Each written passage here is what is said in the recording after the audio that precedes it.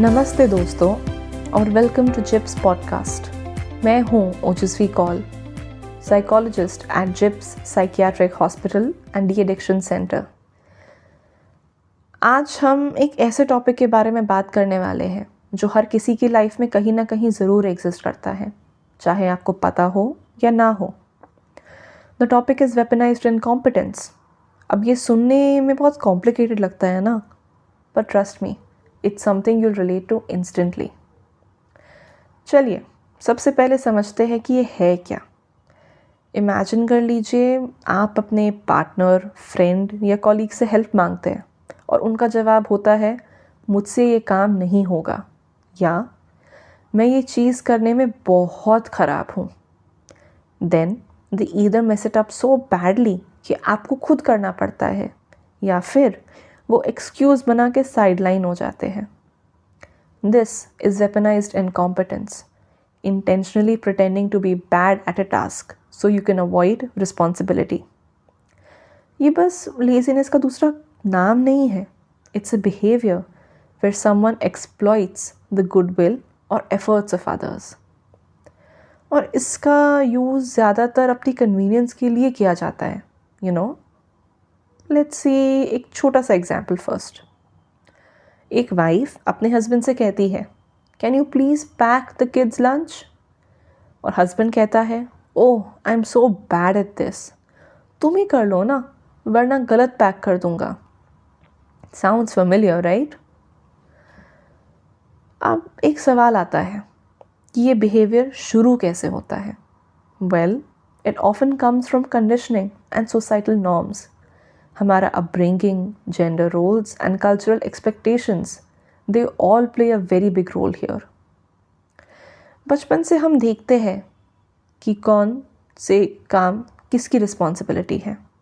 For example, घर के काम और केयर गिविंग को ज़्यादातर विमेन की ड्यूटी माना जाता है। इसी वजह से कई बार men tend to feel entitled to avoid these tasks by claiming incompetence.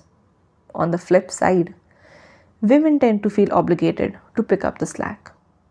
But it's not limited to gender, Organizations में भी ये होता है। आपका एक कॉलीग हमेशा अपने काम का डेडलाइन मिस करता है और फिर किसी और को एक्स्ट्रा काम करना पड़ता है। Eventually the team just accepts कि उनका काम किसी और को ही करना पड़ेगा। इसका एक साइकोलॉजिकल एंगल भी है। कई लोग वेपनाइज्ड इनकॉम्पिटेंस का यूज़ अपनी इनसिक्योरिटीज़ या फियर ऑफ फेलियर को हाइड करने के लिए करते हैं। They would rather not try than risk being judged for doing something wrong. चलिए अब देखते हैं कि ये ज़्यादातर कहाँ कॉमन रहता है। जैसे हमने डिस्कस किया, फैमिलीज़ में एक पहले देखने मिलता है हमको। ये घर के काम में बहुत ज़्यादा देखने मिलता है ना, house hold chores, child care और इवन मैनेजिंग फाइनेंसेस।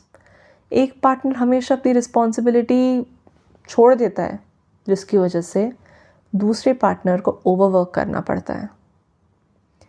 दूसरी जगह जहाँ पे हमने अभी बात की वो है वर्क प्लेसेस।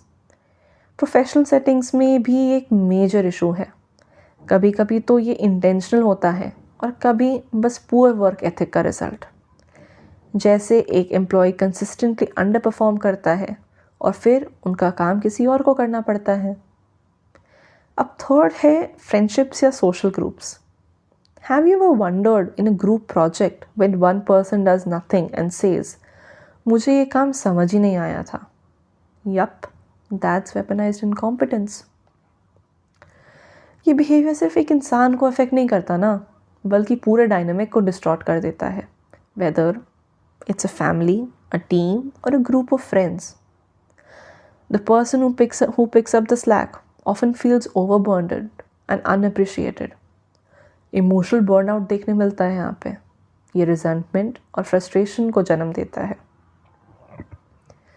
फैमिली में जब एक पार्टनर सब कुछ करता है और दूसरा अवॉइड करता है, तो लॉन्ग टर्म रिलेशनशिप में इम्बैलेंस हो जाता है।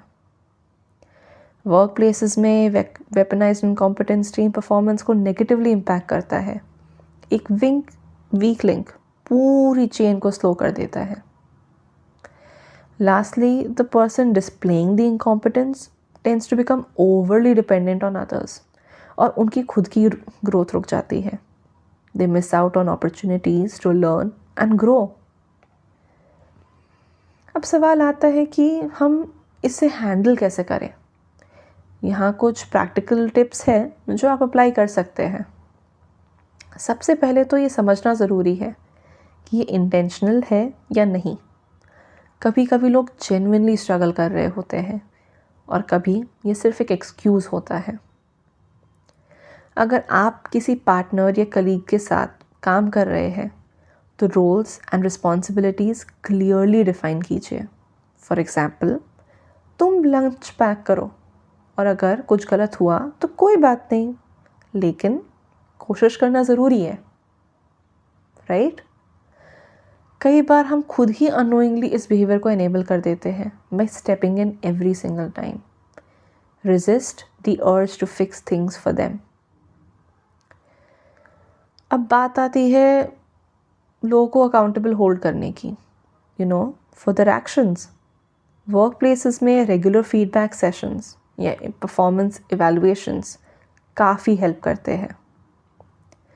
अगर ये प्रॉब्लम आपके पर्सनल रिलेशनशिप्स में है तो ओपनली कम्युनिकेट कीजिए. Explain how this behaviour is affecting you.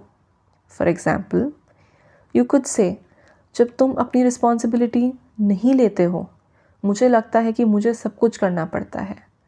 मुझे तुम्हारी सपोर्ट की ज़रूरत है. अब लास्टली, अगर ये पैटर्न डीपली इंग्रेन लग रहा है आपको तो काउंसलिंग या थेरेपी कंसिडर करना भी काफ़ी हेल्पफुल रहता है दोनों के लिए. The person who we feel does this and the person who ends up doing the work on the other hand. तो दोस्तों, वेपनाइज्ड इनकॉम्पिटेंस एक बहुत ट्रिकी बिहेवियर है जो सिर्फ इंडिविजुअल रिलेशनशिप्स में ही नहीं बल्कि ग्रुप्स और ऑर्गेनाइजेशंस को भी इम्पैक्ट करता है. बट गुड न्यूज़ ये है कि अगर हम इसे आइडेंटिफाई कर लें और टैकल करना सीखें तो हम अपने डायनामिक्स को हेल्दियर और मोर बैलेंस बना सकते हैं. रिमेंबर, रिलेशनशिप्स, पर्सनल और प्रोफेशनल, आर पार्टनरशिप्स. बैलेंस और फेयरनेस ही लॉन्ग टर्म सक्सेस का सीक्रेट है. आपको आज का एपिसोड अच्छा लगा? अगर अच्छा लगा तो do share your feedback. And if you have any other things related to this, कोई क्वेश्चंस, कोई स्टोरीज, प्लीज़ बताइए. At the same time, do reach out and read more about such related topics on JIP's website. There's a lot of information there for you. हम अब अगले episode में मिलेंगे एक नए और इवन मोर इंटरेस्टिंग टॉपिक के साथ. तब तक नमस्ते.